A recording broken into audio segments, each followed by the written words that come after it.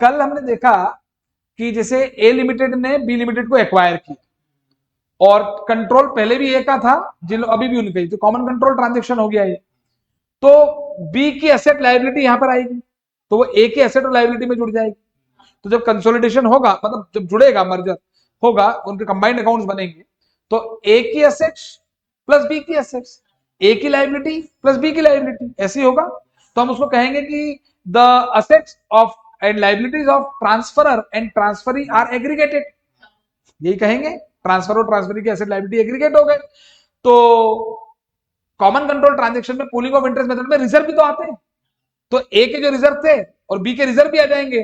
तो reserves of यानी retained earnings of transferor and transferee are aggregated, यही लिखा है। T to the power R and to the power E is transferor and transferee.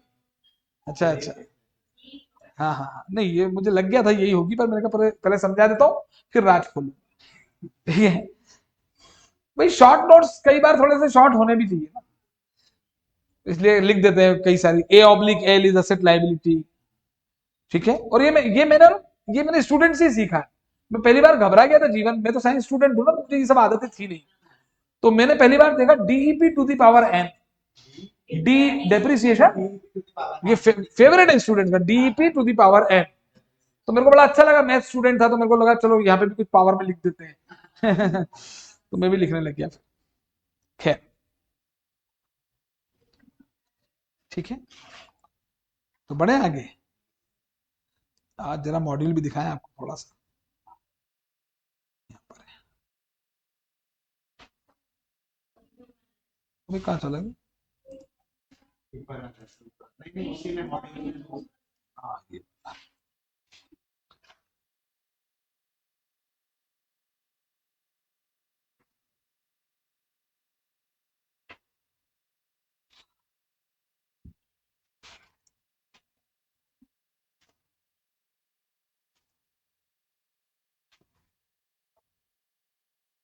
कर लिए हमने, सारे क्वेश्चंस कर लिए, हो जाएंगे आपसे सीधी बात।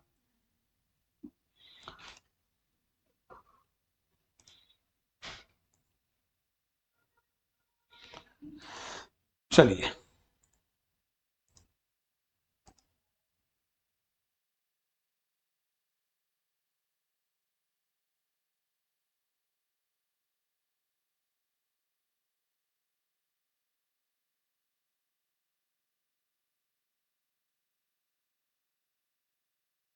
ठीक है, सही है। चलिए, तो हम पढ़ रहे हैं इन डेज 103 बिजनेस कॉम्बिनेशन। और बिजनेस कॉम्बिनेशन में हमने ये सीख लिया है कि भाई बिजनेस कॉम्बिनेशन का क्या जनरल मीनिंग होता है, बिजनेस का क्या जनरल मीनिंग है। जनरल मीनिंग की बात करता हूं, ठीक है ना भाई। पहले यही पता होना चाहिए पिक्चर में कौन कौन है, स्टार कास्ट, कि यार पिक्चर में कौन कौन है। फिर बाद में बात करेंगे भैया कि पिक्चर की स्टोरी कैसी है, स्क्रिप्ट कैसी है, एक्टिंग कैसी करी, टाइटल सॉन्ग में क्या है ना। फिर आखिरी में तो एक्शन हो गई, बॉलीवुड की फिल्म तो आखिरी में तो घमासान मचना ही है, ठीक है ना। तो हमने सीखा बिजनेस कॉम्बिनेशन का मतलब क्या है, जनरली बिजनेस क्या होता है, एक्वायरर क्या है, एक्वायरी क्या है। और खास तौर पर तीन बातें सामने आई कि भाई कोई भी बिजनेस कॉम्बिनेशन का अगर ट्रांजेक्शन होता है तो उसमें या तो वो एक्विजिशन है, या वो रिवर्स एक्विजिशन है, और या फिर वो सीसीबीसी कॉमन कंट्रोल बिजनेस कॉम्बिनेशन है। और एक्विजिशन है तो हमने उसके सवाल करे एक्विजिशन मेथड के, और सीसीबीसी में भी हमने देखा कि जो पूलिंग ऑफ इंटरेस्ट मेथड है उसमें एसेट लायबिलिटी बुक वैल्यू पर ही रहेंगी और रिजर्व्स भी एज इट इज एग्रीगेट हो जाएंगे। और जो भी हमने बेसिक अकाउंटिंग इसकी सीख ली, ठीक है। अब देखिए और भी कई सारे पॉइंट्स इसमें आने वाले हैं, कई सारी बातें आने वाली हैं। तो हम जरा इसको डिस्कशन करना वापस शुरू करते हैं, और थोड़ा सा अपने एग्जांपल्स के लेवल को थोड़ा सा बढ़ाते हैं, ज्यादा डिटेल में नहीं। चलिए स्टार्ट कर रहे हैं हम, चलिए साथ साथ चलेंगे आप मेरे। इंडेस 103 बिजनेस कॉम्बिनेशन, जरा ध्यान दें।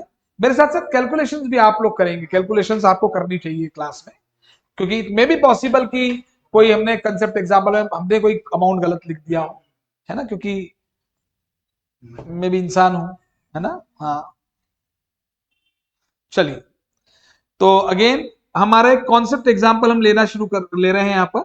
एक्विजिशन अकाउंटिंग पर आज मैं बोलूंगा एक्विजिशन अकाउंटिंग, तो आपके दिमाग में समझ में आ जाएगा कि हाँ ये ना तो सीसीबीसी है और ना ही अभी ये रिवर्स एक्विजिशन है, एक्विजिशन अकाउंटिंग नॉर्मल वाली है। और इसमें ये सलमान एस लिमिटेड ने एन लिमिटेड को एक्वायर किया है, कंट्रोल ऑब्टेन कर लिया है, 1 अप्रैल को किया है। एक मैंने ले दिया एक्वायरर है, ये एक्वायरी है, कंट्रोल ऑब्टेन हो चुका है तो, और 2 ऑप्शन लिए 700% और 70% है। ठीक है, तो यहां पर हमने बात की कंसिडरेशन की, तो देखिए कंसिडरेशन जो है ये 2100 रुपीज का है। कितने का है?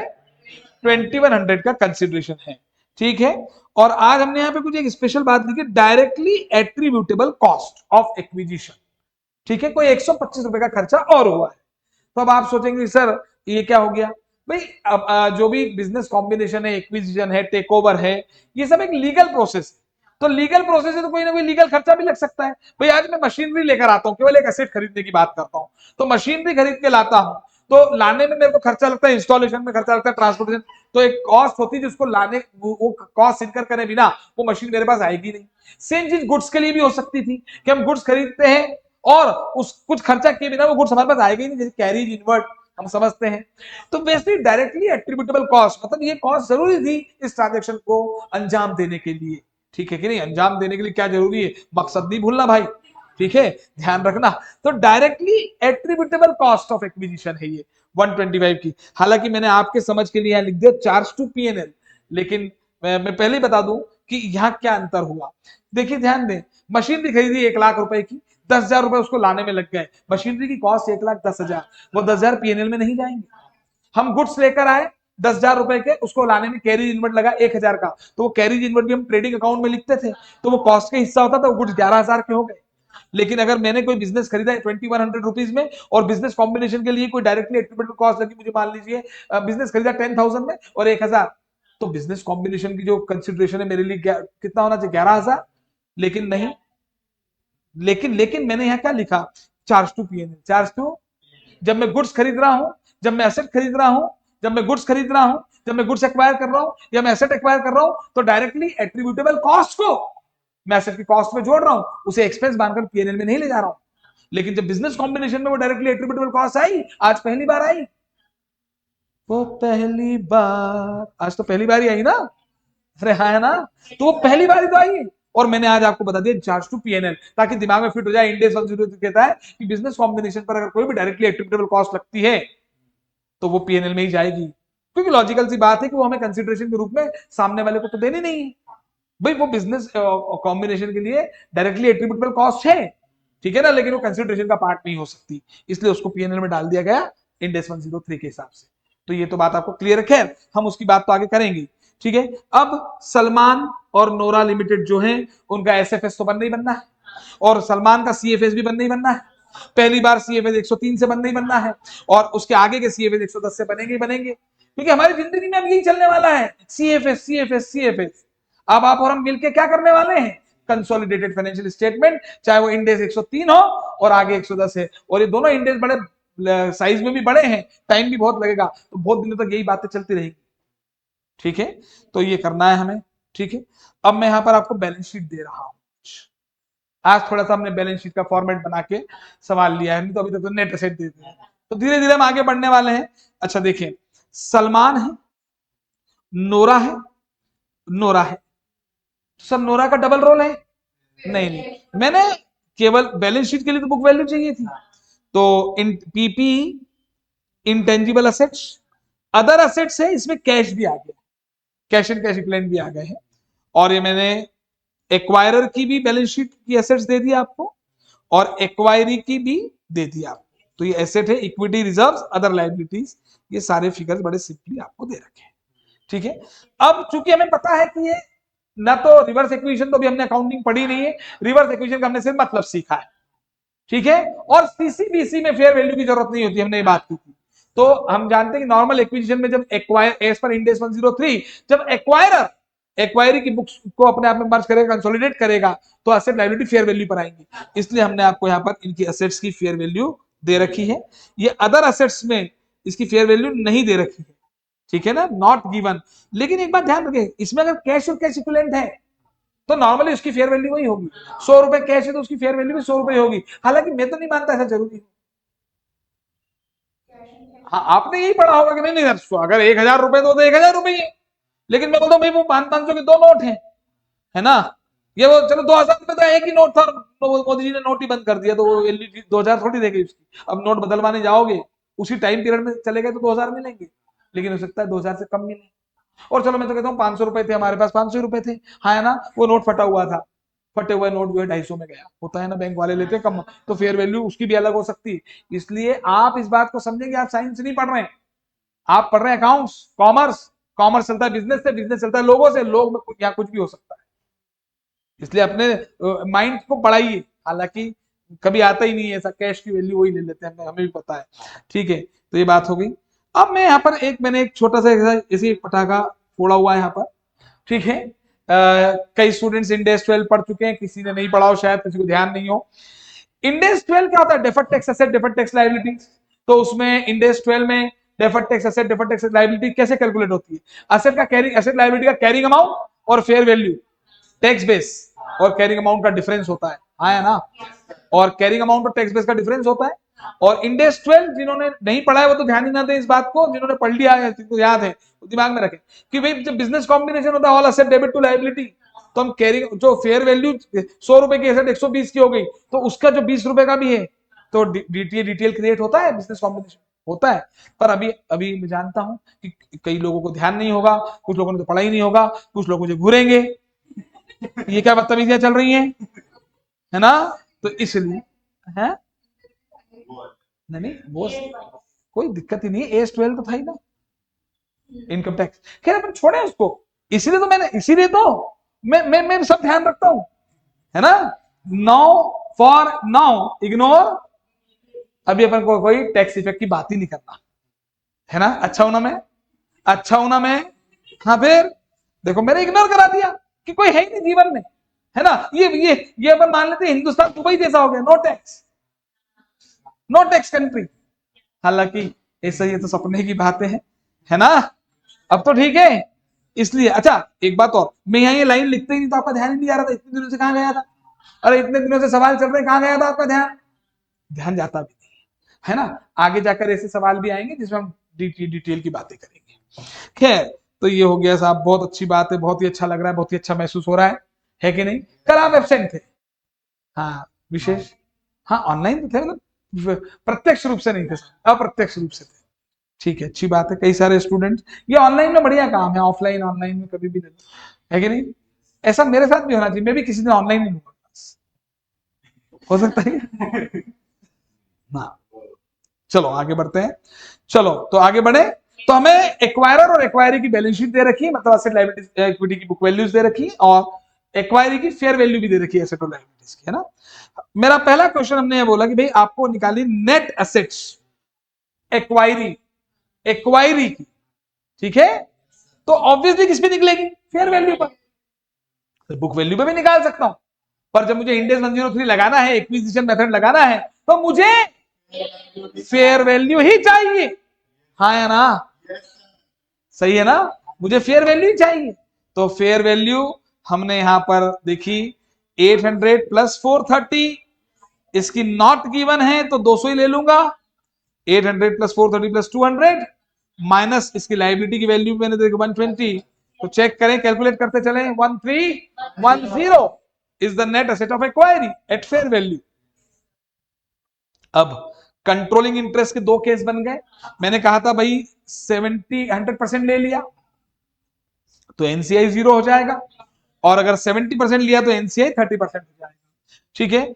इन तीनों ही केसेस में हमें सीएफएस की एंट्रीज पास करनी है, क्या करनी है? कंसोलिडेट। तो एंट्री तो पहले दिमाग में फिट कर ले, क्या बनेगी बताएं भाई? नेट एसेट अकाउंट डेबिट या all asset debit to liability तो हो ही जाएगा, टू कंसिडरेशन यानी टू कैश कर देता हूं डायरेक्टली, क्योंकि मैंने वो 2100 रुपए कैश माना हुआ है, सवाल मैंने लिखा भी था ऊपर, चेक कर लेते हैं, आई थिंक कैश मैंने लिख दिया था यहाँ पर, है ना, कैश में दे रहे हैं तो टू कैश कर देते हैं यहाँ पे। और जो है टू एनसीआई किस केस में नहीं आएगा? फर्स्ट वाले में तो आएगा ही नहीं ना, टू एनसीआई, ये मैंने नील लिखा है देखिए आप, लेकिन बाकी एनसीआई का वैल्यूएशन सेकंड केस में होगा, होगा कि नहीं? और जो डिफरेंस होगा वो गुडविल या गेन ऑन बार्गेन परचेस। अब मैंने केस बी में भी दो केस ले लिए। केस बी में चूंकि एनसीआई है, तो एनसीआई तो एट पसना भी हो सकता है और एक फेयर वैल्यू भी हो सकता है। दोनों ही बातें हम कर लेते हैं। तो एंट्री क्या पास हुई बताएं? Identifiable net asset account debit, तीनों ही केस में 1310 की नेट असेट्स आ गई। यस और नो? टू कैश, कैश कितना चला गया? 2100 का कैश चला गया कि नहीं? हो गया। एनसीआई की फर्स्ट केस में वैल्यू 0 है और कैलकुलेट करेंगे सभी लोग साथ में। 1310 टोटल है, ठीक है, इसमें 30% 393 आ रहा है, तो गुडविल आ गई 1183। Check this goodwill, goodwill in case B is 1183 आ रही है, गुडविल 1183। और यहां पे फेयर वैल्यू से कैसे निकालेंगे जरा बताएं भाई। 2100 जो है, ये 2100 कितने के बराबर है? 2100 ये 70। अब ये क्या हुआ, माहौल बन गया, कोई बात नहीं, कोई एक ही बात है वो तो। एक मैं देख रहा हूं कितना है, बस इतना ही होना चाहिए और है। चलो हाँ, तो 2100 कितने के बराबर है?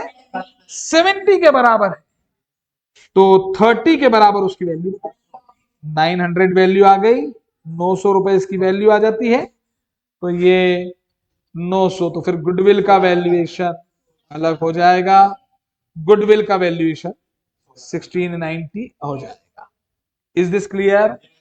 कोई समस्या नहीं है। देखिए, हमको साथ साथ रिवीजन भी करते रहना है। जो हम पढ़ रहे हैं उसकी बार बार इतनी प्रैक्टिस कर लेनी है कि वो दिमाग में फिट ही हो जाएगा। मतलब मैं तो ये गारंटी के साथ कह सकता हूं कि क्लास में मैंने जो करवा दिया और उसके बाद आपने नोट्स पढ़ लिए, तो प्रैक्टिस कुछ क्वेश्चंस की भी हम करेंगे। प्रैक्टिस, क्वेश्चन की प्रैक्टिस तो करनी है बड़े क्वेश्चंस की, तो आपको रिवीजन की जरूरत ही नहीं पड़ने वाली।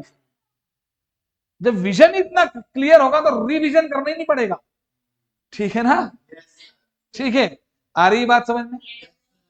बताइए पंडित जी। ठीक है, आगे बढ़ते हैं। अब हमसे बोला गया कि भैया एक्विजिशन डेट की ही उसी दिन की सीबीएस बना दो, कंसोलिडेटेड बैलेंस शीट।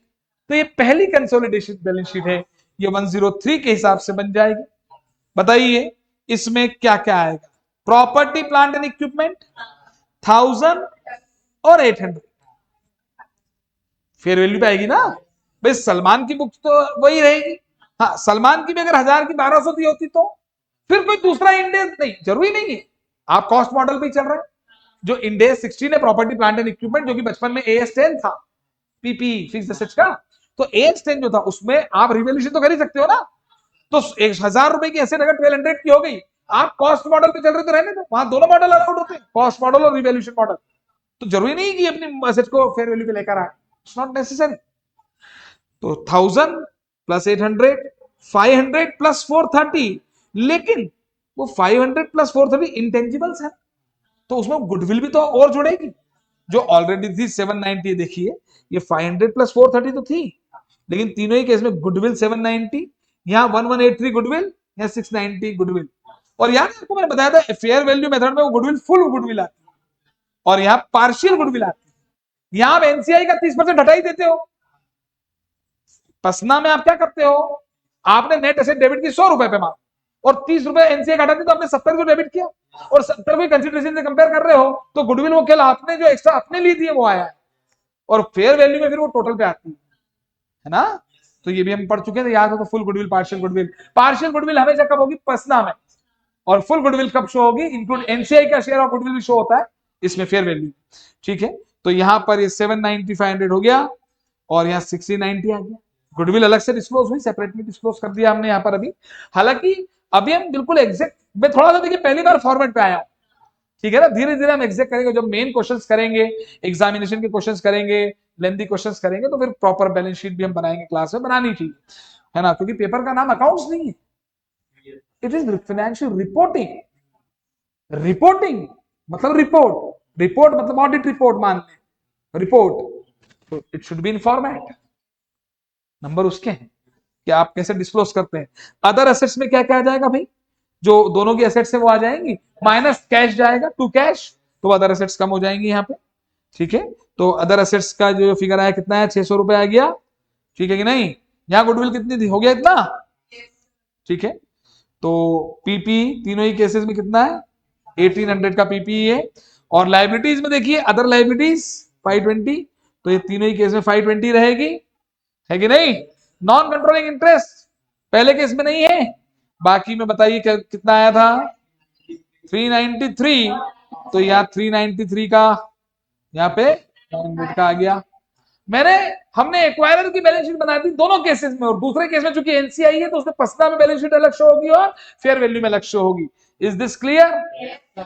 और बस बात खत्म हो गई। और इक्विटी और रिजर्व तो वही रहने वाले, क्योंकि सीसीबीसी तो था नहीं जो उसके रिजर्व भी आ जाए।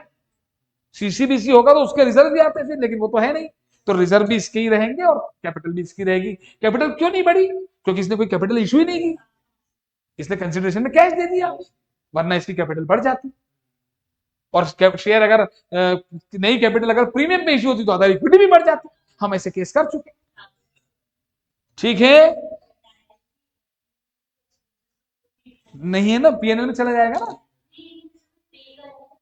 हाँ, मैंने यहाँ पे वो बिल्कुल बिल्कुल आपका कहना सही है कि यहाँ पर मेरे को उसका इफेक्ट अभी दिखाना चाहिए, है ना।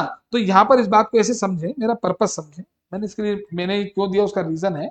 यहाँ पर हमने देखिए, मैं बताता हूँ, एक मिनट आपको। ठीक है, वो आगे मैंने उसको दिया हुआ है, उस पॉइंट को अभी आगे कंसिडर किया है।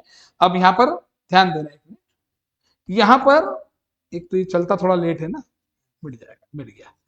Directly attributable cost of acquisition 125 है, ठीक है ना। तो ये 125 की एंट्री बोली, expenses account debit to cash, PNL to expense, ठीक है ना। तो मैंने ये पॉइंट इस क्वेश्चन का पार्ट नहीं है, ऐसा मान लीजिए, इस क्वेश्चन का पार्ट नहीं है, ये एक नोट मैंने लिखवाया है, इसको आप नोट मान लीजिएगा। ये मैं ये समझाना चाहता हूं कि अगर बिजनेस कॉम्बिनेशन में कोई डायरेक्टली एट्रीब्यूटेबल एक्सपेंस भी होते, कॉस्ट होती, ठीक है, तो वो पीएनएल में जाते। Is this clear? तो ये इस क्वेश्चन का पार्ट नहीं है, ये मैंने नोट लिखवा दिया, ऐसा मान लीजिए, ठीक है। और अगर पार्ट है, लॉजिकल चले, कॉमन सेंस, तो फिर क्या होगा बताइए, 125 से पीएनएल कम हो जाएगा और 125 से कैश भी कम हो जाएगा। Is this clear? हो गया इतना? तो कैलकुलेट कर ले, हमने यहाँ पे 400 और 120 ही लिया है, और यहाँ पे देखिए कितना लिया, कितना आना था, देखो ना, एक मिनट देखो, 2500 अदर असेट्स थी, 200 और आ गई, 2700 हो गई, 2100 का कैश चला गया, तो कितना आ गया, 600 आ गया। Is this clear? तो हमने यहाँ पे कितना लिया, 600 ही लिया, ठीक है। डायरेक्टली एट्रीब्यूटेबल एक्सपेंसेस जो 125 के हुए हैं अगर, तो इट्स अ, मेरा इंटेंशन केवल क्या है अभी, कि आपको डायरेक्टली एट्रीब्यूटेबल कॉस्ट का मतलब बता दूं, तो वो नोट ही है, कोई इस क्वेश्चन का पार्ट नहीं है, ऐसा मान लें, ठीक है। पर अगर मान लें चलो वैसा है, वैसा है, तो क्या इंपैक्ट आएगा ये भी देख लेते हैं। -125, -125, -125 कर लेंगे ना आप तो। अब आपके ऊपर है, आप जब नोट्स आपके पास रहे आप नोट करें, और अगर इट्स पार्ट ऑफ नोट तो फिर भी लिखना है आपको, नोट तो लिखना ही है, क्योंकि directly attributable cost in business combination is not a part of cost, it is treated as an expense and charge to PNL. ये क्लियर होना चाहिए, वो नोट तो लिख ही दें। अब अपन अगर आपने उस क्वेश्चन में ऐड करें, क्योंकि नोट्स जब आप लिखेंगे तो यहाँ पर अब क्या होगा बताइए फिर इसका इफेक्ट, ये 125 यहाँ से लेस होगा ना, ये 125 यहाँ से लेस होगा, ठीक है, ये 125 यहाँ से लेस हो जाए, अदर इक्विटी से खत्म बात। तो बड़ा सिंपल सा पॉइंट है, तो इंटेंशन हमारा केवल ये था कि आपको उसका ट्रीटमेंट अभी बता दें, ठीक है। हाँ, और क्या जरूरी है गुडविल लिया है कि no, it may be there may be gain on bargain purchase of. यहां तक की बात आई थिंक क्लियर हो गई, ठीक है। अब जरा कुछ अच्छी बातें और करते हैं, अलग बातें करते हैं, जो जिसका हिंट मैंने भी आपको दे ही दिया है। बिजनेस एक्विजिशन, बिजनेस कॉम्बिनेशन पढ़ रहे हैं, उसमें बिजनेस एक्वायर कर ही रहे हैं, उसको एक्वायर करने के various combination, that is why it is called business combination. तो बिजनेस एक्विजिशन, ठीक है, और एक शब्द है असेट एक्विजिशन। बचपन में था गुड्स परचेज, एक्चुअली गुड्स के खरीदने को परचेज कहते हैं, लेकिन असेट परचेज कई किताबों में लिखा होता है, पर वो सही नहीं है। असेट के खरीदने को कभी भी परचेज नहीं कहते, असेट के खरीदने को कहते हैं acquisition, acquire, asset acquire, goods purchased, and business also acquire, it is not, ठीक है। और हम ये कह सकते हैं कि बिजनेस के लिए दोनों शब्द यूज हो सकते हैं, business can be purchased, goods के लिए तो परचेज ही होता है, असेट के लिए एक्वायर ही होता है। अब बिजनेस में तो असेट्स भी आएंगे और गुड्स भी आएंगे, लॉजिक समझे। अगर इसीलिए आप इंटरमीडिएट में जब AS14 पढ़ते थे तो वहां बिजनेस परचेज अकाउंट होता था। तो अगर असेट खरीदते तो एक्विजिशन, बिजनेस खरीदते हैं तो गुड्स खरीदते हैं तो परचेज, पर यहां पर तो दोनों ही है बिजनेस, बिजनेस में तो you can say business purchase, you can say business acquisition, ठीक है। तो ये वाली बात हो गई। तो एसेट हमने हमने देखी क्या होता है, हमने एक मशीनरी खरीदी, एक बिल्डिंग खरीदी, है ना, और फर्नीचर खरीदा। अब ये असेट एक्विजिशन है, ये क्या है, पर हो सकता है उस बिजनेस में यही तीन चीजें ही हो, उस बिजनेस में यही तीन चीजें हो, तो हमने बिजनेस एक्विजिशन भी कर लिया। नहीं है, हाँ कुछ भी हो सकता है, नहीं है कुछ भी, यही है बस।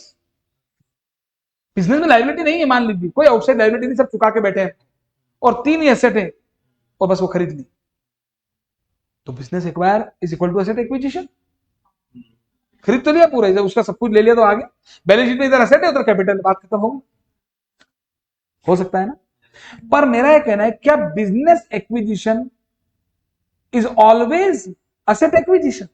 No, asset acquisition is always business acquisition. होगा? नहीं, नहीं, अरे नहीं नहीं नहीं, बिल्कुल नहीं, नहीं, हाँ हो भी सकता है, नहीं भी हो सकता है। हमने एक बिजनेस में मान लीजिए 10 असेट्स है, अभी लाइबिलिटी को भूल जाओ, हमने 10 में से 4 ही असेट्स खरीदी भाई, उसका 6 असेट से भी बिजनेस चलेगा, पर वो 4 हमारे काम की थी, तो हमने उसका बिजनेस कहां खरीदा, ठीक है। इंड एस 103 एसेट एक्विजिशन में लगता ही नहीं है, ऑब्वियसली।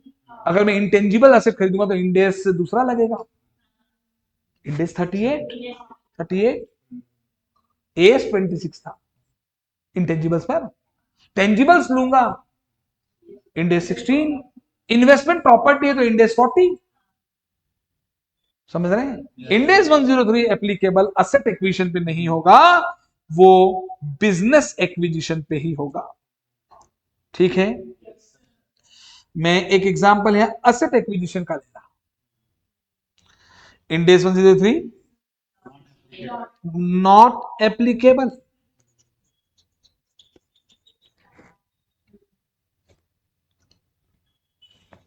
ठीक है, हाँ।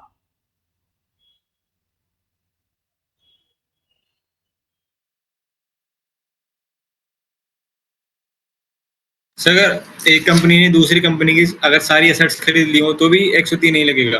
नहीं, मेरी बात समझे, अभी हम उस पर नहीं आए हैं। देखिए मैं ये बताना चाह रहा हूं अभी आपको कि मान लीजिए एक कंपनी ने दूसरी कंपनी की, एक एक्वायरर ने, एक्वायरी जो भी बोले हम, सारी एसेट्स खरीद ली, तो हो सकता है बिजनेस कॉम्बिनेशन हो, बिजनेस खरीदा हो या ना खरीदा हो, और हो सकता है कि एक खरीद ली, और यार एक बात समझो, 10 असेट में से एक सब्सटेंस ओवर फॉर्म, ये हमेशा ध्यान रखना है आपको। 10 असेट थी, उसमें से एक खरीद ली, लेकिन वो एक सब पे भारी है, अब वो 9 रख के बैठा है, उसका धंधा आगे बढ़ेगा ही नहीं, मान लो उसकी प्रोसेस खत्म हो। बिजनेस के लिए केवल इनपुट नहीं चाहिए, प्रोसेस और आउटपुट सब चाहिए था ना। हमने उसकी एक ऐसी एसेट खरीद डाली जो कि भले उसका बिजनेस है, लेकिन अब वो उसका बिजनेस रन नहीं हो सकता, तो फिर हमने बिजनेस, एक एसेट में भी बिजनेस एक्विजिशन हो सकता है, मैं ये कहना चाह रहा हूं, समझ रहे हैं आप?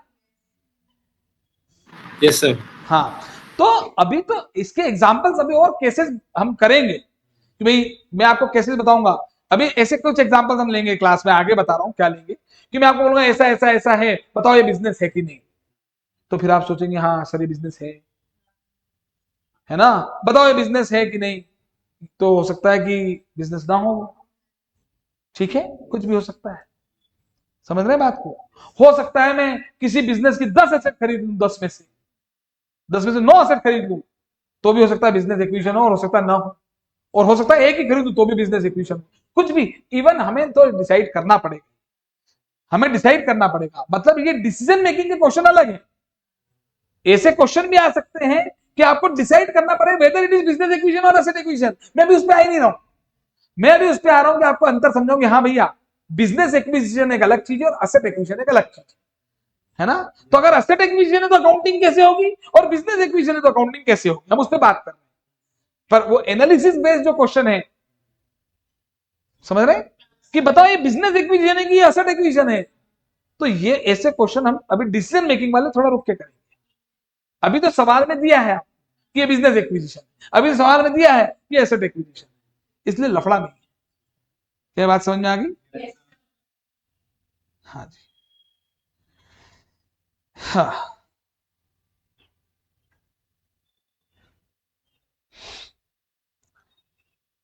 चलिए, मेरा उद्देश्य ऊपर वाले सवाल में डायरेक्टली एट्रीब्यूटेबल कॉस्ट का क्या था समझ गए आप?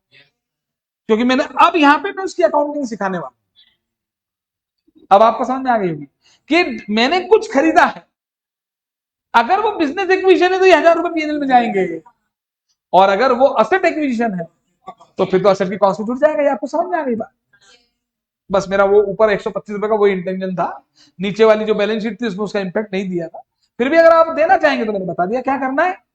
वो तो करना क्या है, बच्चों वाली बातें हैं, तो जनरल बातें भाई, expense to cash, PNL to expense, तो कैश कम हो जाएगा और प्रॉफिट कम हो जाएगा, दैट्स इट, कोई दिक्कत नहीं है।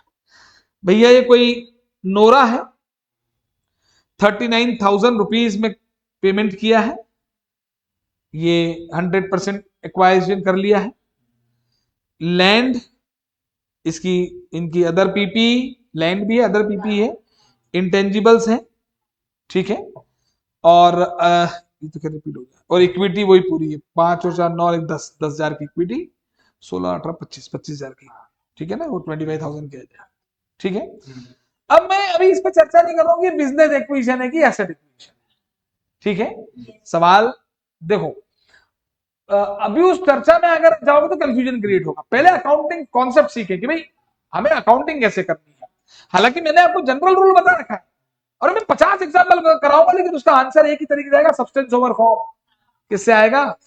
मुझे ट्रांजेक्शन का सब्सटेंस देखना है, ना कि उसका फॉर्म। उसकी रियलिटी में चेक करूंगा, तब डिसाइड करूंगा ये बिजनेस इक्विजिशन है या एसेट इक्विजिशन, ठीक है। ये दिमाग में रखना पड़ेगा, है ना। तो अब देखिए, हमने ये एक्विजिशन किया, ठीक है, तो बिजनेस कॉम्बिनेशन है, तो बड़ी सिंपल बातें हो गई। लैंड अकाउंट डेबिट, खरीदने वाला, अदर पी, लैंड अकाउंट कितने का जरा चेक करिए, लैंड अकाउंट डेबिट कितने से होगा, ये ना, इसकी फेयर वैल्यू देखूंगा ना भैया, ये एक्वायरी की दे रखी है मैंने, ठीक है। लैंड अकाउंट डेबिट 16,000, फिर other PP account debit 7,000, intangible account debit 2,000, ठीक है, टू कैश 39,000, एनसीआई है ही नहीं, और इसलिए 16 और 7 23 25 29, 14,000 रुपए की गुडविल चेक कर ले, आ रहा है क्या? 14,000 इज गुडविल, ठीक है। बड़ी सिंपल बातें होगी। And directly attributable cost account debit to cash, ये पीएनएल में चली जाएगी, ये मेरा मतलब था, समझा? Directly attributable cost account debit to cash and PNL to cost, ठीक है। अब अगर ये ट्रांजेक्शन, मान लीजिए आपको सवाल में दिया है कि भाई सलमान लिमिटेड ने नोरा लिमिटेड की ये एसेट्स खरीदी, ये एसेट टेक ओवर कर ली है, पर इसकी और भी बहुत सारी, हो सकता है कि इसका बिजनेस बंद नहीं हुआ। भाई ये लैंड, अदर पीपी, इंटेंजिबल्स ले लिए, लेकिन हो सकता है इस कंपनी के पास अभी कुछ फ्यूचर कॉन्ट्रैक्ट ऐसे हो जिससे ये इसके बाद और भी कोई राइट्स आने वाले हो, जिससे ये अपना बिजनेस आगे बढ़ा सकते हैं, वी डोंट नो, है ना। ये अभी केवल एक कंसेप्ट क्लैरिटी का एग्जांपल है, इसलिए दिमाग नहीं लगाना कि सर ये बिजनेस सब तो ले लिया इसने, है ना, ऐसा तो है ही नहीं, सब तो ले लिया इसने, ठीक है ना। तो ये क्या, अच्छा एक बात और मैं आपको ये बताऊंगा कि यहां पर, ठीक है, यहां पे इक्विटी है, ठीक है ना, कोई लायबिलिटी मैंने जानबूझ के इसलिए नहीं ली है, ठीक है। अब देखिए, मान लीजिए ये एसेट एक्विजिशन होता, हमने इंडेक्स 1 जीरो नहीं पढ़ा, हमने किसी बिजनेस में एसेट एक्विजिशन किया, ठीक है ना, तो फिर कॉस्ट आपकी 39 नहीं 40 होती। आपने 3 चीजें खरीदी, 39 40 होती, हाँ है ना, कॉस्ट का पार्ट होता, टू कैश 40 हो जाता। और अब उस केस में आपने लॉस प्रॉफिट होता ही क्या है, आपको यही तो मैं समझा रहा हूं, लॉस से प्रॉफिट हमें जब बेचने में होता था, खरीदने में कब से होने लग गया। ये खरीदने में जो लॉस प्रॉफिट होता है सिर्फ बिजनेस एक्विजिशन में ही होता है। 10 रुपए का बिजनेस खरीदा, 12 दिए, 2 की गुडविल, 10 रुपए के बिजनेस के 8 दिए, 2 का लॉस। आज तक नियम बताओ, पर कभी परचेस पे लॉस तुमने देखा क्या, मशीनरी अकाउंट, मशीनरी खरीदते हो लॉस प्रॉफिट या लॉस देखा, हो सकता था, कैसे मैं बताता हूँ, एक मशीनरी है 100 रुपए की है, मेरे को 90 रुपए में मिल गई, मेरे को कितने में मिल गई, एंट्री पे करूंगा मशीनरी अकाउंट डेबिट 100 रुपए, टू कैश 90 90, टू पीएनएल 10। पर नहीं, वहां कॉन्सेप्ट कॉस्ट कंसेप्ट ही होता है, वहां कोई फेयर वैल्यू कंसेप्ट थोड़ी होता है। अरे 1 करोड़ रुपए, 1 रुपए का पेन है, कितने का पेन है, मैं 1 करोड़ में लाया, मैं पागल हूं, अच्छा माजी सटक ली, अच्छा माजी सटक, मेरी मर्जी ना, मैं कुछ भी करूं, 1 करोड़ में खरीदा मैंने पेन, एंट्री बोलो, पेन अकाउंट डेबिट 1 रुपए, हाँ ऐसा तो टू कैश 1 करोड़, बाकी लॉस रिकॉर्ड कर लूंगा, लॉस खरीदने में होते ही नहीं भैया, ये गुड्स और असेट जब भी तुम खरीदते थे ना, तो खरीदने में लॉस नहीं होता है। हाँ, बुक्स में तुम्हारी मशीनरी मान लीजिए 1000 रुपए की है, अब तुमने 1200 में बेची या 900 में बेची, तो bank account debit to machinery, difference profit loss में, तो प्रॉफिट और loss is always calculated on sale, never on purchase. आ रही बात समझ में, तो इसलिए ये कोई प्रॉफिट लॉस होना ही नहीं है, ये 40,000 रुपए दिए, 40,000 ही कॉस्ट है, अब 40,000 कितनी चीजों की कॉस्ट है, तीनों चीजों की कॉस्ट है, तो अब प्रोपोर्शनल बेसिस पे बांट दूंगा, इंडेक्स में पड़ा हुआ आपने कंसोलिडेटेड प्राइस पे खरीदा तो, हाँ बिल्कुल, वो देखो ना बुक वैल्यू या कौन सी वैल्यू लेनी चाहिए, ये तो लॉजिक है, फेयर वैल्यू लूंगा ना, अरे फेयर वैल्यूएशन लेते हैं ना, अरे एक सिंपल सी बात है, मैं नॉर्मल बात करता हूँ, रुको जरा, ये सब सवाल ववाल छोड़ दो, नॉर्मल चीजें करते हैं। दिवाली ऑफर आया, क्या आया, एसी, फ्रिज और टीवी तीनों खरीदना है, स्टैंड अलोन प्राइस, कौन सी प्राइस, अगर इसको खरीदने, भाई मार्केट वैल्यू तो देखूंगा, उसने कितने में खरीदा उसकी कॉस्ट से मुझे क्या मतलब, अगर एसी खरीदने जाओ तो 10,000 में आएगा, 20,000 में आएगा, फ्रिज 40 में आएगा, ठीक है, और टीवी अगर अलग से खरीदने जाओ तो 50,000 में आएगा, ये भी 40 ले लेते चलो, ठीक है, ये भी 40,000, ठीक है, चलो हो गया, टोटल प्राइस कितनी है इसकी,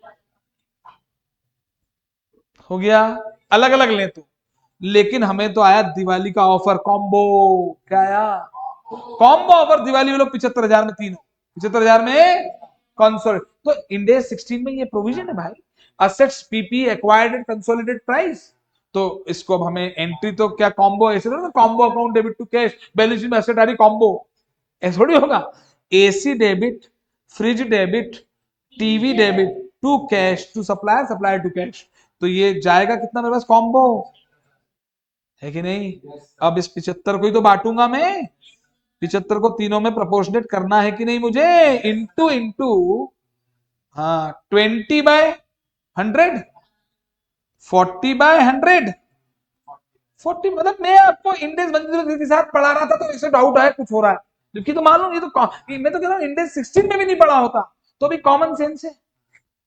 अरे भाई यार, तीन चीज तो ऐसे तो करोगे, प्रैक्टिकल लाइफ में बताओ तो, तुम इकट्ठा सामान ले आओगे, अरे एक के वो सिंपल सी बात है यार, एक 200 रुपए की आइसक्रीम का फैमिली पैक आता है, एक पे एक फ्री, तो फिर 100 रुपए का आ गया ना, यही तो करते थे तुम, आइसक्रीम पैक आता है ना, तो वो बोलता है भैया एक ले जाओगे तो 100 का है, जब प्रिंट उस पर भैया 200, बोले यार एक पे एक फ्री चल रहा है, फ्री कुछ होता है क्या, ये कहने की बात है, फ्री नहीं, तो वो एक पे 200 लग के एक के साथ एक फ्री दे, इसलिए सब्सटेंस ओवर फॉर्म देगा ना यहाँ पे भी, तो वरना गलत है, तो ये तो बिल्कुल गलत है यार, एक 200 का है, दूसरा 0 का है, मैं तो मानूंगा ही नहीं एक फ्री है, सच तो यही था, फ्री वाले की कॉस्ट 0 है, पर हम क्या मानते हैं, आपने इन्वेस्टमेंट अकाउंटिंग पढ़ी है, इन्वेस्टमेंट अकाउंटिंग, इन्वेस्टमेंट खरीदते हैं, S 13,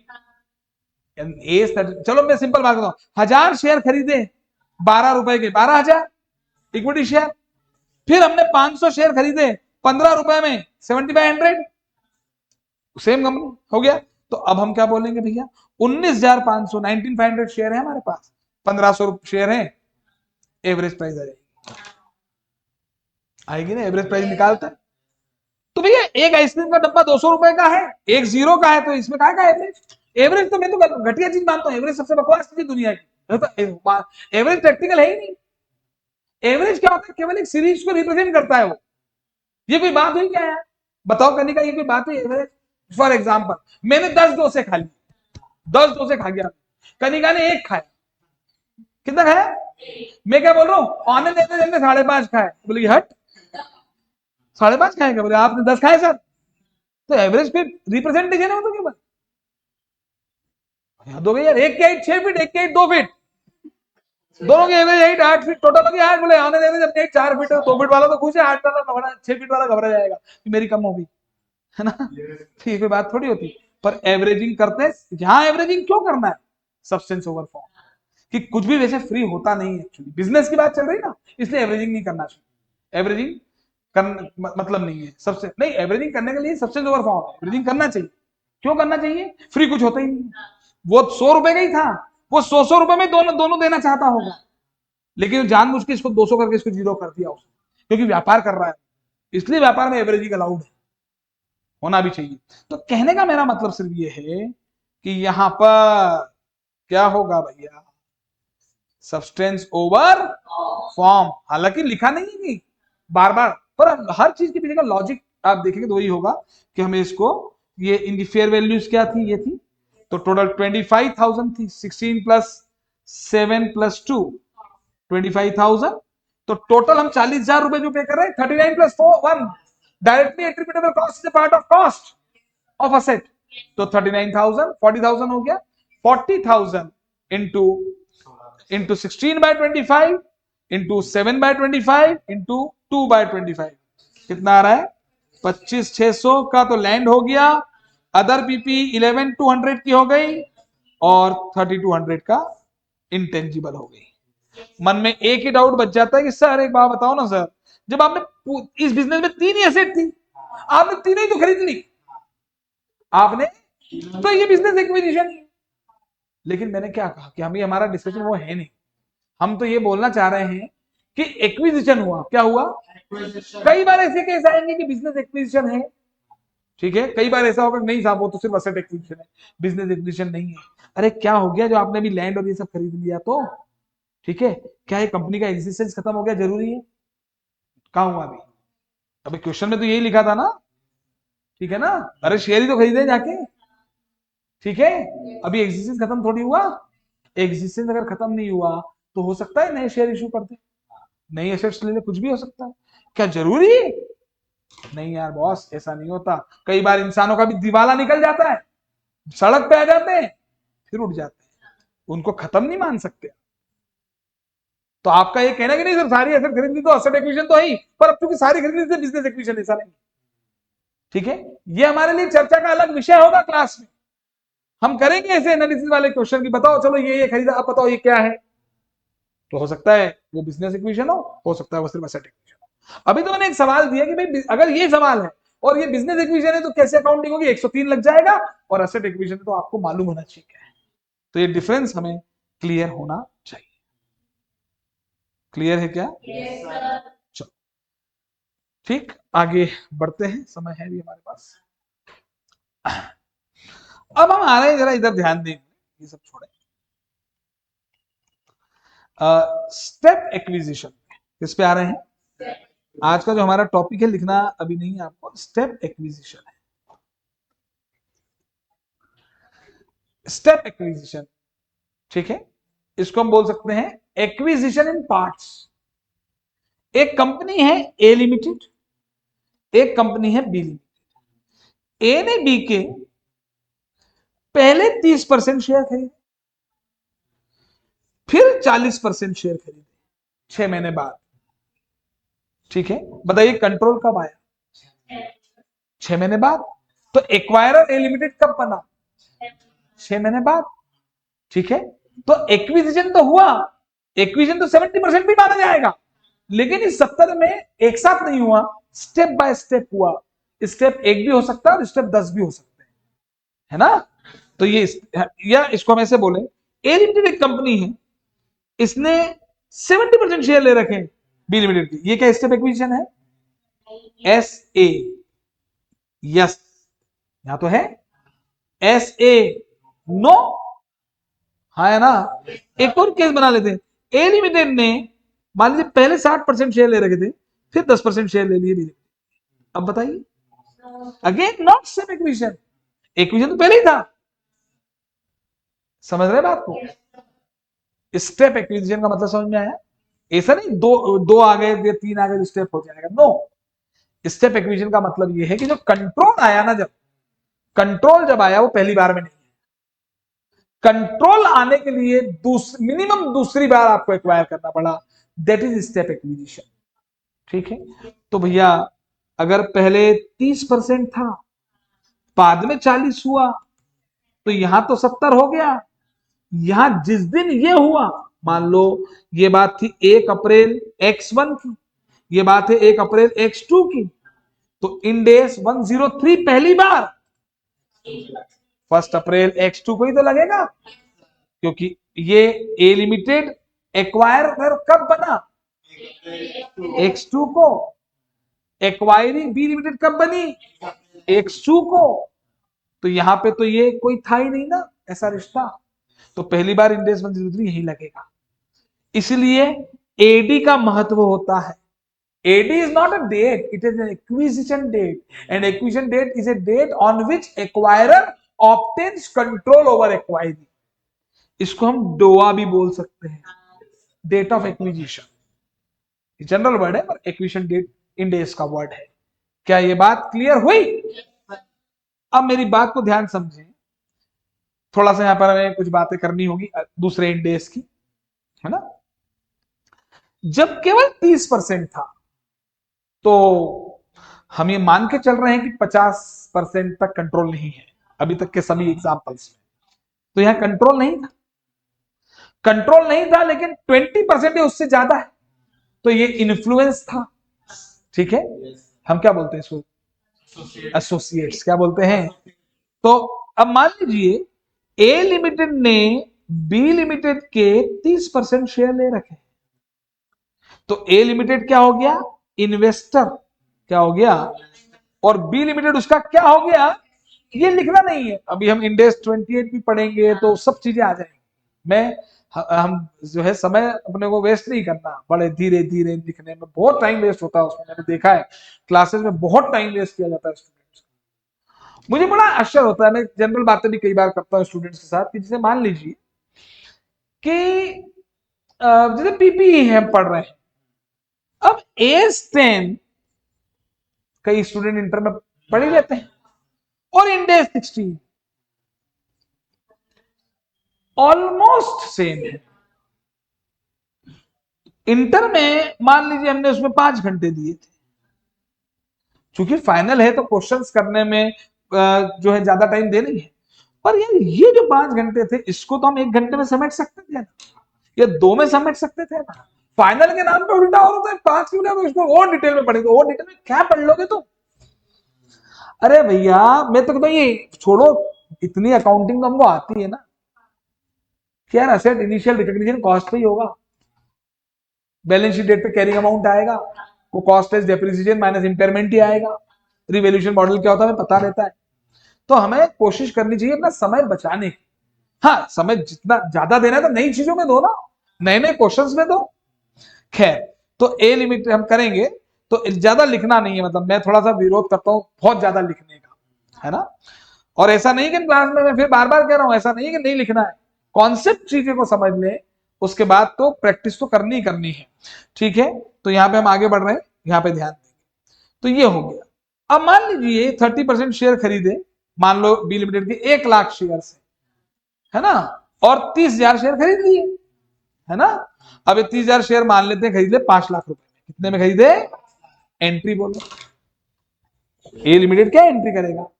investment in B limited account debit to bank account, investment ये 5 लाख की एंट्री हो जाएगी, तो इनिशियल रिकॉग्निशन तो कॉस्ट पे होगा, इस पे होगा। अब ईयर एंड पर जो भी डेट आएगी, रिपोर्टिंग डेट आएगी, उस पे ए लिमिटेड बी लिमिटेड के साथ जब कंसोलिडेट करेगा तो इंडेस 28 लगाएगा, यस और नो?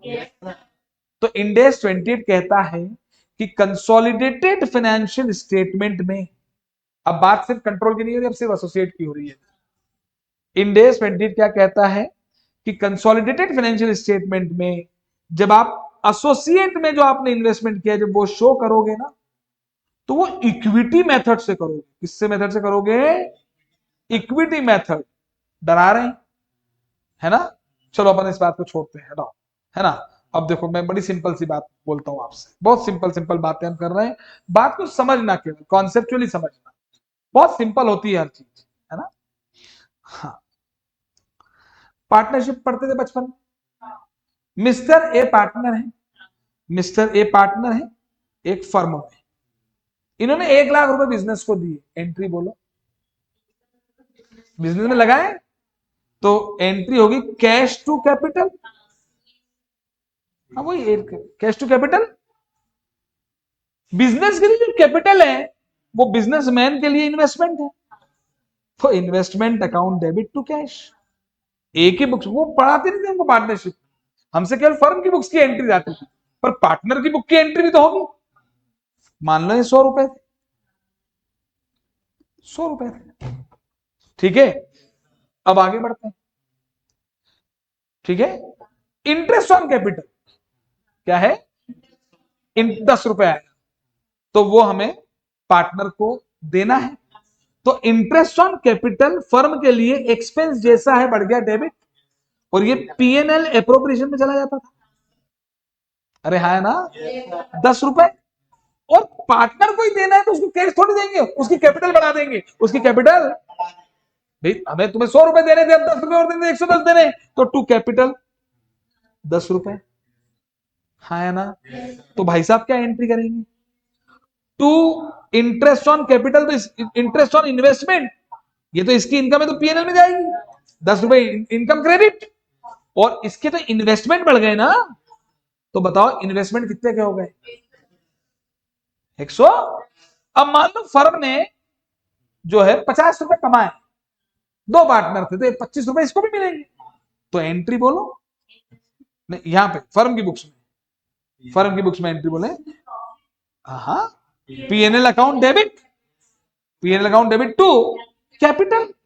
अरे जो पीएनएल अप्रोप्रिएशन का जाएगा to A to B to C, तो पीएनएल का क्रेडिट बैलेंस होगा, खत्म होगा डेबिट, और ए में चला जाएगा मान लो 25 रुपए।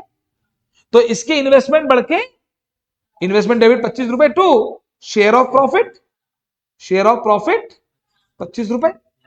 तो इसके इन्वेस्टमेंट शुरू में कितने के थे? 100। फिर कितने के हो गए? फिर कितने के हो गए? यहाँ इसकी कैपिटल कितनी थी? यहाँ कितनी हो गई? यहाँ कितनी हो गई? हाँ, ये इक्विटी मेथड। इक्विटी मेथड ये कहती है कि इन्वेस्टमेंट कॉस्ट पे रिकॉर्ड मत करो, कॉस्ट पे रिकॉर्ड तो हो गए, लेकिन दो मेथड होती है इन्वेस्टमेंट इन एसोसिएट। दो मेथड से अकाउंट फॉर होते हैं, बाय कॉस्ट मेथड और इक्विटी मेथड। इनिशियली तो कॉस्ट पे रिकॉर्ड होगा, लेकिन हर बैलेंस शीट डेट पर, अब मान लीजिए मैंने इन्वेस्टमेंट 100 रुपए किए थे एसोसिएट में, ये पार्टनरशिप से एसोसिएट पे पहुंच गया, तो ईयर एंड पर मेरे इन्वेस्टमेंट कितने हो गए? 10 का तो ब्याज और 25 का प्रॉफिट, 135 रुपए इन्वेस्टमेंट हो गए। मैं एक तरीके से जो उस कंपनी ने कमाया है, ठीक है? अब इंटरेस्ट ऑन कैपिटल, अच्छा एक बात बताओ, अगर ये इंटरेस्ट ऑन, ध्यान से सुनना, ये अगर इन्वेस्टमेंट इंटरेस्ट अगर 10 रुपए नहीं देते तो प्रॉफिट ज्यादा आ जाता, 35 रुपए आ जाता। अरे इंटरेस्ट ऑन कैपिटल माइनस करने के बाद जो बचा उसमें से शेयर मिला 25, इंटरेस्ट नहीं देते तो भी मिलना तो पार्टनर को ही है ना। तो मेरा ये कहने का मतलब है कि आप तो ये बताओ, आपने कहीं 100 रुपए इन्वेस्ट किए, आपके लिए इन्वेस्टमेंट, उस बिजनेस के लिए कैपिटल। अब उस बिजनेस ने 50 रुपए कमा लिए, उसमें 25 रुपए आपका शेयर है, कैपिटल बढ़ गई, इधर इन्वेस्टमेंट बढ़ गए। तो आपने इन्वेस्टमेंट को किस पे शो किया? आपका उस कंपनी की इक्विटी में जो हिस्सा है उस पे, है ना? मतलब शेयर ऑफ प्रॉफिट। तो जितने भी प्रॉफिट के शेयर, सारे सुख तुम्हारे तो दुख भी तुम्हारे। अरे प्रॉफिट के शेयर से बढ़ेगी इसकी वैल्यू, तो लॉस होता तो पकड़ती, है ना? तो यही इंडेस 28 यहां पर है। क्लियर है? तो यहां पर इस बात को ध्यान रखें, हमें सिर्फ अभी डिस्कशन करना था इस बात पे, ठीक है? क्या ये बात आपको समझ में आ गई?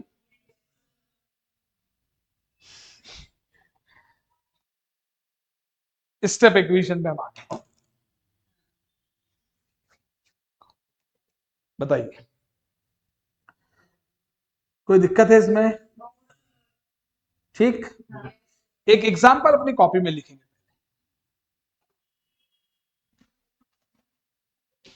उसके बाद हम बात करेंगे। जो लिखना है वो लिखना भी चाहिए, है ना, मुझे लगेगा तो जरूर लिखना चाहिए, है ना। चलिए, अब यहां पर हम थोड़ी सी हेडिंग तो डालेंगे अपना, स्टेप एक्विजिशन। ठीक है, मैं ये अज्यूम करके चलता हूं कि जो भी नोट्स आपको रेडीमेड मिल जाते हैं क्लास, वो आप अपनी कॉपी में नोट कर लेते हैं। ये मैं बोल रहा हूं, नोट्स के प्रिंट आउट भी है, पीडीएफ भी है, लेकिन कॉपी में लिखेंगे ज्यादा बेटर होगा, है ना। और जहां तक हमने पढ़ लिया उसके आगे ये लिखेंगे, और उसके आगे आगे के नोट स्टार्ट हो जाएंगे। मतलब जो क्लास में हम लिखेंगे वो वहीं लिखेंगे जहां लिखना है। तो स्टेप एक्विजिशन की बात हम कर रहे हैं। ठीक है, तो control obtained in more than one stage.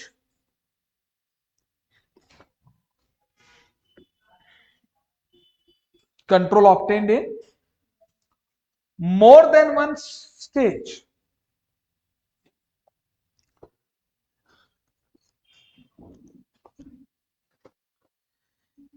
A Limited acquire 70% share of B Limited.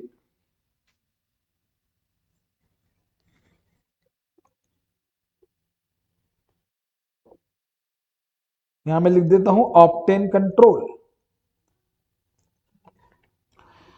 This is not step acquisition.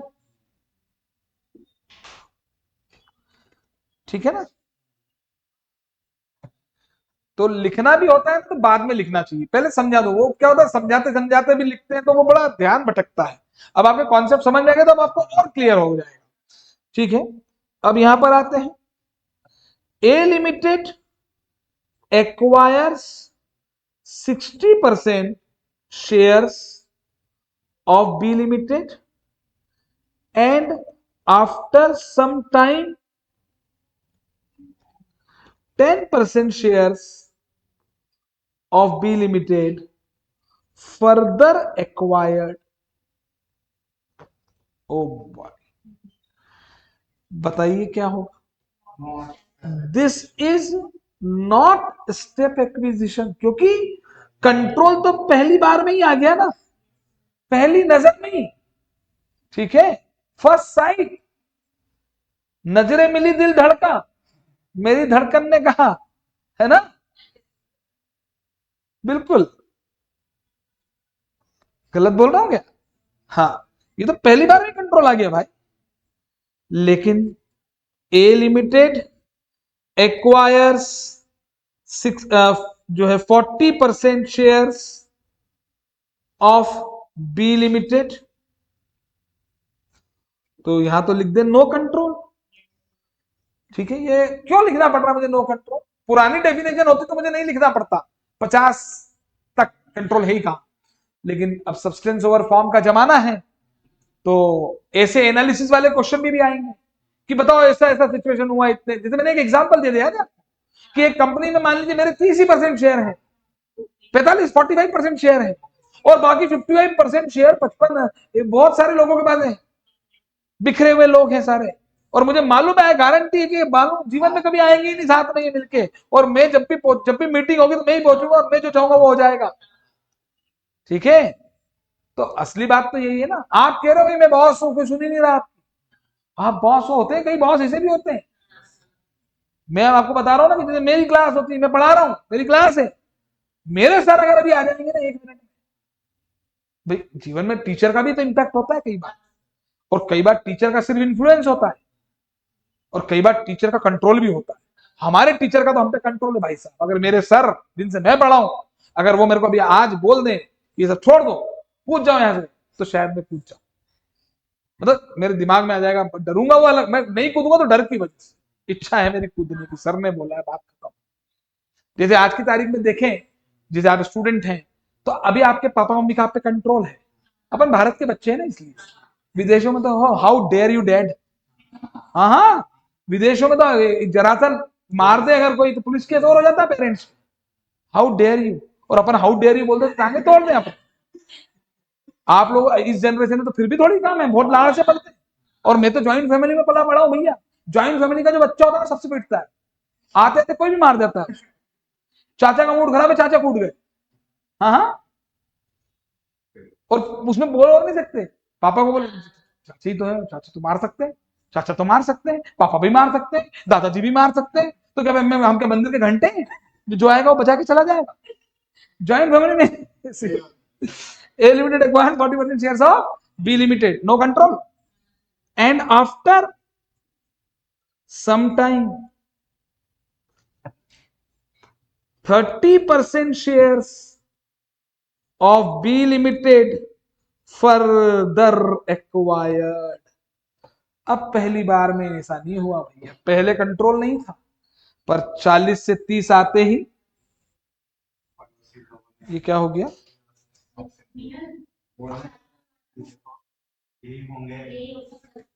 ऑप्टे कुछ अच्छा यहाँ माहौल बन गया है, स्क्रीन गायब। बस अपना वैसे 5 मिनट और हो गया अपना काम, फिर आगे बढ़ेंगे। बंद कर दिया आपने, टीवी बंद हुआ ना, टीवी।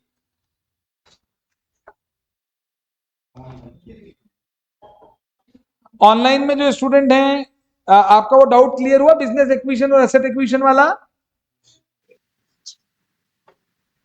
Yes sir. हाँ, मतलब अभी हमने आपको दे रखा है कि भाई ये बिजनेस एक्विजिशन है तो क्या है और एसेट एक्विजिशन क्या है, ठीक है, क्योंकि मैंने अभी आपको एक जनरल डेफिनेशन बता दी थी उसकी कि भाई बिजनेस जो है, नीला पड़ चुका है, नीला हो गया। एक मिनट, कोई तकनीकी समस्या। हाँ, तो बिजनेस एक्विजिशन में मैंने बताया बिजनेस तब होता है जब इनपुट प्रोसेस आउटपुट तीनों आपका हो। हालांकि एनालिसिस बेस्ड क्वेश्चन हम करेंगे। चलिए, तो यहां पर हम आगे बढ़ रहे हैं। ऑप्टेन कंट्रोल यहां पर हुआ, तो ये है स्टेप एक्विजिशन। पहली बात तो ये क्लियर हो गई आपको। अब बात करते हैं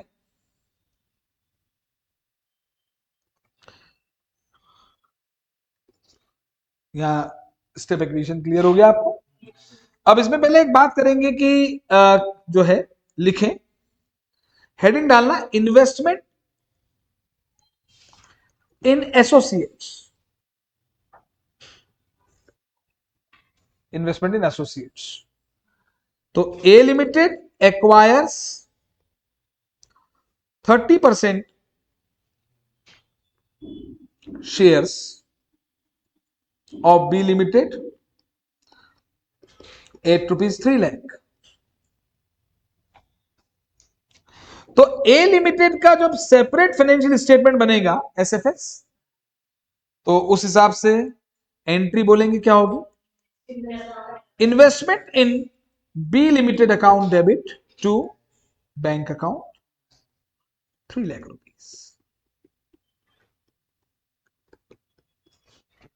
ठीक है, इनिशियल रिकॉग्निशन एट कॉस्ट ही होता है।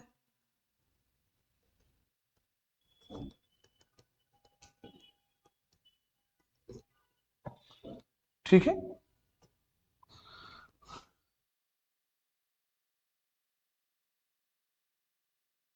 अब इन्वेस्टमेंट इन एसोसिएट अगर है तो इसको भी कंसोलिडेशन इसका भी होगा, सब्सिडरी का होता है। अच्छा, सब्सिडरी का कंसोलिडेशन कैसे होता है, पूरी एसेट्स आती है, लाइबिलिटीज आती है, नेट एसेट आती है, एनसीआई आता है, गुडविल सीआर आता है ना। इन्वेस्टमेंट इन एसोसिएट इन सीएफएस कौन सा इंडेक्स लग जाएगा, 28 applicable. Yes sir, index 28 applicable है सर। और इसके लिए ये बताता है मेथड्स है, भाई कॉस्ट मेथड तो है ही, कॉस्ट मेथड तो है, कॉस्ट में तो रिकॉर्ड कर ही लिया, लेकिन सजेस्टेबल मेथड जो है, हालांकि कौन सी मेथड है, नहीं है, सही है, गलत है, वो सब हम इंड एज 28 में डिस्कस करेंगे, पर एक इक्विटी मेथड है। और इक्विटी मेथड कुछ भी नहीं है यार, बस सिंपल सी तो बात है, मैंने 100 रुपए लगाए थे, 100 रुपए मुझे लेने, मेरे इन्वेस्टमेंट 100 रुपए के, इन मेरे को तुमने कमाया कितना, 100 रुपए और कमाए 30% मेरा, तो 30 और लेने, तो मेरे 130 हो गए। सिंपल सी बात है यार। तुमने तुम्हारी एसेट का रिवैल्यूएशन किया, रिवैल्यूएशन का प्रॉफिट हुआ तुम्हारा 50 रुपए, 30% है तो 15 रुपए मेरे हो गए, तो मेरे इन्वेस्टमेंट, या तो तुम मुझे दे दो, या तो मेरे पैसे मुझे दे दो, नहीं दे रहे हो, नहीं दे रहे हो तो मेरे इन्वेस्टमेंट की वैल्यू बढ़ाओ। सिंपल सी बात थी, इतनी सी बात को कहने में इतनी सी बात थी और इतना वक्त लगा दिया, छोटी सी बात थी, बताओ। इक्विटी मेथड, और बड़े परेशान रहते हैं स्टूडेंट, इक्विटी मेथड कुछ नहीं, नॉर्मल बात है, वो पार्टनरशिप वाली बात है बचपन वाली, है ना। तो इक्विटी मेथड है। तो अब यहां पर अज्यूम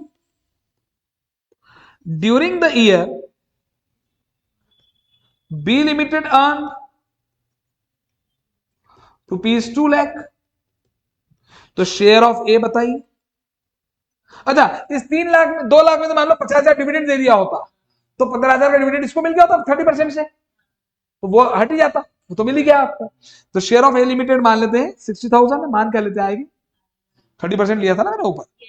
अब एंट्री बोलो क्या होगी, investment account debit to share in profit account 60,000। Share in profit कहां जाएगा भैया, पीएनएल में। अब ये बात हमेशा ध्यान रखना कि जब भी कोई चीज पीएनएल में जा रही है तो या पीएनएल में 2 सेक्शन होते हैं, आजकल पीएनएल में 2 सेक्शन हो गए, बताया था भाई, पीएनएल ऐसे पीएनएल तो वहां से इक्विटी में चला जाएगा, और एक होता है OCI, other comprehensive income. Sir ये ओसीआई क्या होता है, तो मैं जनरल बात बोलूंगा भी, केवल बचपन में पीएनएल और पीएनएल एप्रोप्रिएशन होता था, एक पार्ट मैन्युफैक्चरिंग होता था, एक ट्रेडिंग होता था, फिर एक पीएनएल होता था, पार्टनरशिप में एक एप्रोप्रिएशन होता था। वैसे ही इंडेस के हिसाब से जब हम पीएनएल बना रहे हैं तो पीएनएल के 2 हिस्से हो गए, एक नॉर्मल पीएनएल है, और कुछ इनकम ऐसी है, कैसी है, ऐसी कैसी ऐसी कि जो अदर कॉम्प्रिहेंसिव इनकम में आती है। ठीक है, हम उनके बारे में डिटेलिंग करेंगे, लेकिन आपको एक बात तो समझ में आनी चाहिए, क्या जो सामान्यतः चीजें हैं वो पीएनएल में आएंगी, और जो चीजें सामान्यतः नहीं होती हैं, जो ऑपरेटिंग एक्टिविटी से रिलेटेड नहीं है या कुछ एक्सेप्शनल केसेस है, वही ओसीआई में जाए।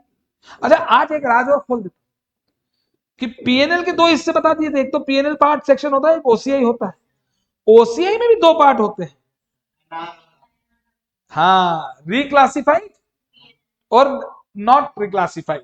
मतलब आज कोई इनकम आपने ओसीआई में डाल दी, तो हो सकता है भविष्य में ये पीएनएल में ट्रांसफर हो जाए, चली जाए वापस, है ना। और एक नॉट रिक्लासिफाइड, ऐसी कुछ इनकम ऐसी होंगी जो अब एक बार ओसीआई में आ गई तो बस फिर वापस नहीं, फिर वो ओसीआई में रहेगी, फिर वो इक्विटी में चली जाएगी, है ना। अच्छा, ये हो गया। अब मैं एक बात और पूछता हूं, सारे इंडेक्स फेयर वैल्यू में चलते हैं, हमारे इन्वेस्टमेंट 3 लाख के थे, 3 से कितने के हो गए भैया, 360 के हो गए, अरे हाँ है ना। अब आपको इसी सवाल में देते बैलेंस शीट दे दे कि ईयर एंड पर आपकी जो ये 30,000 शेयर आपने लिए, 30% शेयर जो भी है, ये जो शेयर आपने लिए बी के, इसकी फेयर वैल्यू 360 हो गई ना, नहीं इसकी फेयर वैल्यू 360, तो आपका 3 लाख तो आपकी कॉस्ट थी, 60 आपका प्रॉफिट भी हुआ, लेकिन वैल्यूएशन तो अलग भी आ सकता है ना, वो फेयर वैल्यू इसकी 410 है, तो फिर एंट्री क्या होगी बताओ, 360 से 50 और बढ़ गए, तो इन्वेस्टमेंट अकाउंट डेबिट, अरे बढ़ गए ना, investment account debit to PNL OCI, वो जहां भी जाएगा प्रॉफिट है। इज दिस क्लियर, वो हम इंडेक्स 28 की चर्चा करेंगे, ठीक है। तो मैंने आपको ये इंडेक्स 28 का थोड़ा सा पार्ट क्यों बताया, इक्विटी मेथड से हमने किया, ये यहाँ 60,000 की एंट्री इक्विटी मेथड के कारण हुई है ना। तो ये पार्ट मैंने क्यों लिया बताइए इंडेक्स 103 के साथ एक बार, क्योंकि जब स्टेप एक्विजिशन होगा तो पहली बार में 50 के ऊपर नहीं होगा, 50 तक ही रहेगा, तो फिर वहां एसोसिएट हो जाए, तो मुझे इक्विटी मेथड का बेसिक मालूम होना चाहिए, दैट इज क्लियर है। तो वैसे भी अच्छी एक बात बताएं, अपने आप को थोड़ा सोच, अपनी ग्रेस्पिंग, अपनी सोच समझ को थोड़ा बढ़ाएं।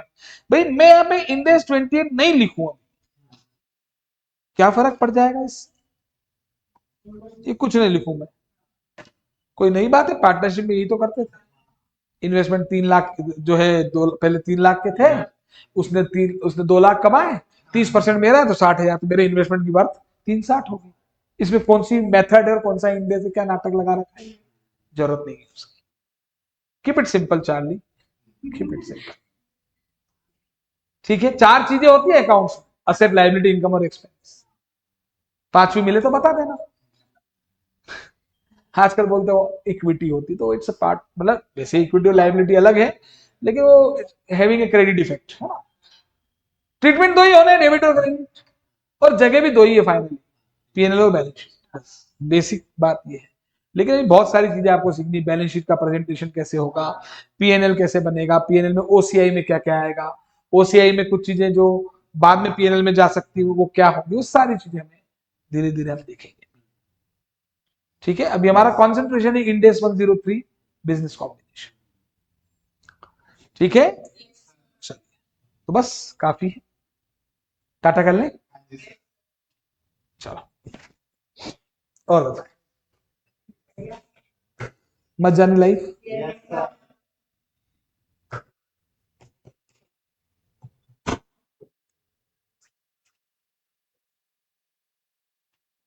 नोट्स मिल रहे हैं आपको बराबर?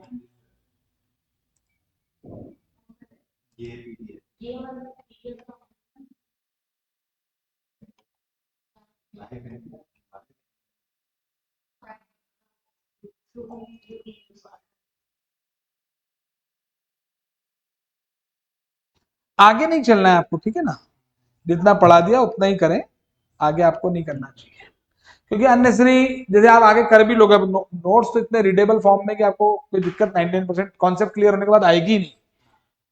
लेकिन आगे चलने से क्या होता है कि वो टाइम वेस्ट हुआ ना एक तरीके से, जब मैं इस चीज को वापस कराने ही वाला हूं, तो वापस आप भी अननेसेसरी पढ़ लें, पहली बात तो।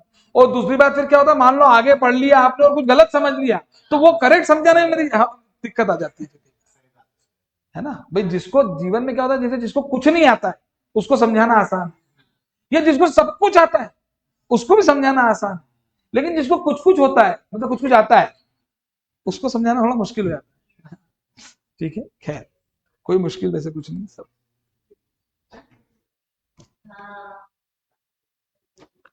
चलो भाई।